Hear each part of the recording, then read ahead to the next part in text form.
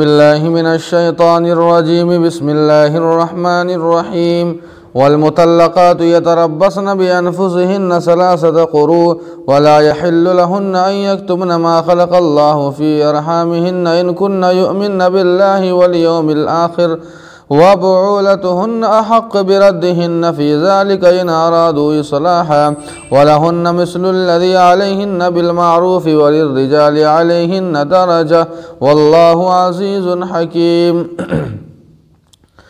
اور مطلقہ عورتیں اپنے آپ کو 3 حیض تک روکے رکھیں اور ان کے لیے حلال نہیں ہے کہ اللہ پاک نے ان کے رحموں میں جو پیدا کیا ہے وہ چھپائے، اگر وہ اللہ اور آخرت کے دن پر وہ ایمان رکھتی ہے، اور ان کے شوہروں کو اس مدت میں انہیں لوٹانے کا حق ہے اگر اصلاح مقصود ہو، اور عورتوں کے لیے انہی کی طرح ہے جو عورتوں کے اوپر حق ہے۔ وَلِلرِّجَالِ عَلَيْهِنَّ دَرَجَةٌ، اور شوہروں کو عورتوں کے اوپر ایک درجہ حاصل ہے۔ واللہ عزیز حکیم، اور بے شک اللہ تعالیٰ بڑے عزیز اور بڑے حکمت والے ہیں۔ اللہ تعالیٰ نے اس سے پہلے ایلا کا تذکرہ فرمایا تھا جو ایک قسم کی طلاق ہے، اور بالآخر 4 مہینے تک اگر ایک شوہر نہیں لوٹاتا ہے اپنی بیوی کو تو وہ 4 مہینے کے بعد خود بخود طلاق واقع ہو جاتی ہے۔ اس سے پہلے یہ بیان آ چکا ہے۔ اب یہاں اللہ تعالیٰ نے طلاق کے بعد جو عدت کا مرحلہ آتا ہے، عدت کے مرحلے کو یہاں اللہ تعالیٰ بیان فرما رہے ہیں۔ چونکہ عدتیں کئی طرح کی ہوتی ہے، ایک وہ عورت ہے جس کا نکاح ہو چکا ہے، ابھی خلوت صحیحہ یا صحبت نہیں ہوئی ہے کہ اس سے پہلے طلاق ہو گئی ہے، اس کے لیے کوئی عدت نہیں ہے۔ ایک وہ عورت ہے جو حائضہ ہے، جس کو MC اور ماہواری آتی ہے، اس کا حیض چالو ہے، تو حائضہ عورت کی عدت 3 حیض ہے۔ اور ایک عورت وہ ہے جو حمل سے ہے، تو حمل والی عورت کی عدت وضع حمل ہے۔ اور ایک عورت وہ ہے جو سن رسیدہ، جو بڑی عمر کی ہے، حیض آنا بند ہو چکا ہے، اس کی عدت 3 مہینے ہیں۔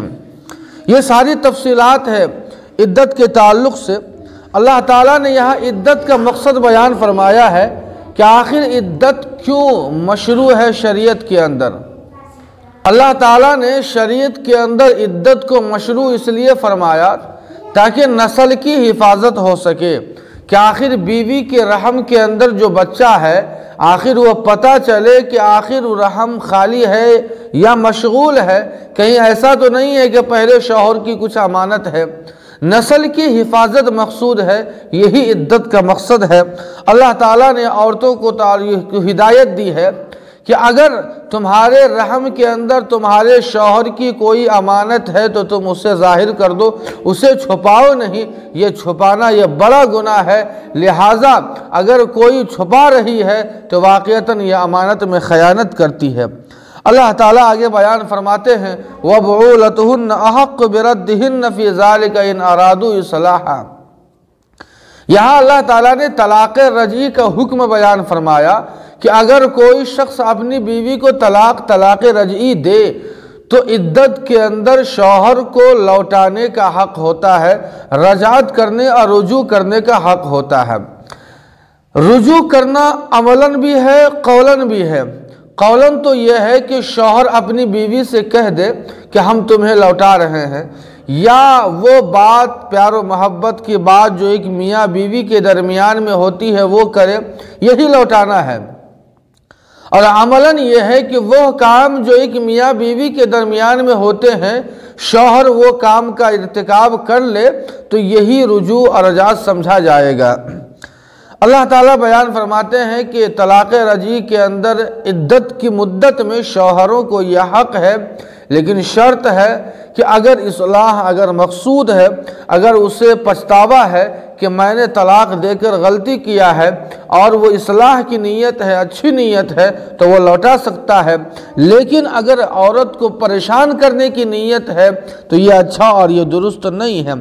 اللہ تعالیٰ نے آگے بیان فرمایا کہ جو حقوق مردوں کی عورتوں پر ہے وہی حقوق عورتوں کے مردوں کے اوپر ہے۔ معلوم یہ ہوا کہ دونوں میاں بیوی کے حقوق ایک دوسرے کے اوپر لازم اور ضروری ہے کہ ایک دوسرے کے حقوق کو وہ ادا کرے، لیکن اللہ نے آگے بیان فرمایا کہ وَلِلرِّجَالِ عَلَيْهِنَّ دَرَجَةٌ، کہ شوہر کو ایک گنا عورتوں پہ زیادہ یہ فضیلت ہے، شوہروں کو عورتوں کے اوپر ایک گنا زیادہ یہ فضیلت ہے، اس لیے کہ اللہ تعالیٰ نے مردوں اور شوہروں کو قوام بنایا ہے، ذمہ دار بنایا ہے، سردار بنایا ہے، لہٰذا ایک گنا اللہ نے مردوں کو فضیلت زیادہ رکھی ہے۔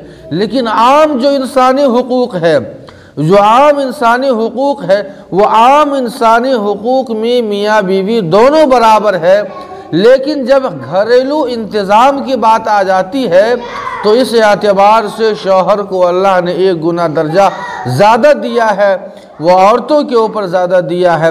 اللہ اسی کو بیان فرماتے ہیں وَلِلرِّجَالِ عَلَيْهِنَّ دَرَجَةٌ وَاللَّهُ عَزِيزٌ حَكِيمٌ، بے شک اللہ تعالیٰ بڑے حکمت والے اور بڑے عزیز اور مہربان ہے۔ اللہ تعالیٰ ہم سبوں کو عمل کی توفیق عطا فرمائے۔ وَمَا عَلَيْنَا